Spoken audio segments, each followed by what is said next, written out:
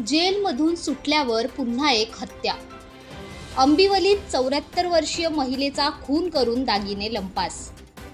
कल्याणच्या अंबिवली परिसरात राहणाऱ्या 74 वर्षीय रंजना पाटकर यांची हत्या करून त्यांचे सोन्याचे दागिने लांबवणाऱ्या गुन्हेगाराला खडकपाडा पोलिसांनी अटक केली आहे। चांद उर्फ अकबर शेख असे अटकेत असलेल्या आरोपीचे नाव असून तो यापूर्वीही हत्या प्रकरणात दोषी आढळून कारागृहात होता। चांगली वर्तणूक असल्याने त्याला काही महिन्यांपूर्वी सुटका देण्यात आली होती। 20 मार्च रोजी आरोपीने पाणी मागण्याच्या बहाण्याने वृद्धेच्या घरी प्रवेश केला।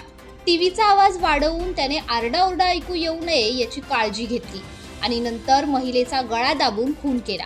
तिच्या गळ्यातील मंगळसूत्र व कानातील कर्णफुले मिळून सुमारे 1 लाखांचे दागिने लंपास केले आहे। पोलिसांच्या गुप्त बातमीदाराने दिलेल्या माहितीवरून खऱ्या आरोपीचा छडा लावण्यात यश आले आहे। आरोपीकडून चोरीस गेलेला मुद्देमालही हस्तगत करण्यात आला आहे। डोंबिवली पोलीस स्टेशन मध्ये सदरचा हा गुन्हा दाखल झालेला आहे।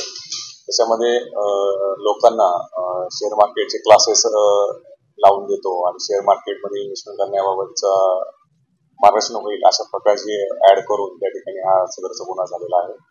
आणि शेअर मार्केटमध्ये गुंतवणूक करून आपल्याला परतावा पण या ठिकाणी जास्त मिळेल अशा प्रकारे लोकांच्याकडून त्या ठिकाणी गुंतवणूक करण्यात आली आणि जवळजवळ 1 कोटीपेक्षा जास्त रक्कम त्यामध्ये गुंतवण्यात आली। आणि नंतर हे सगळे आरोपी जे आहेत त्यामध्ये जो काही परतावा त्यांनी लोकांना सांगितला होता त्यामुळे परतावा त्यांना मिळत नव्हता। नंतर सदरची फसवणूक झाल्याचे लक्षात आल्यानंतर मी आमच्या पोलीस स्टेशनला कंप्लेंट दिली आणि त्यानंतर हा गुन्हा दाखल केलेला आहे। त्यामुळे दोन्ही आरोपींना त्यामध्ये आता अटक केलेला आहे। दोन्ही पण आरोपी आमच्या पोलीस रिमांडमध्ये आहेत।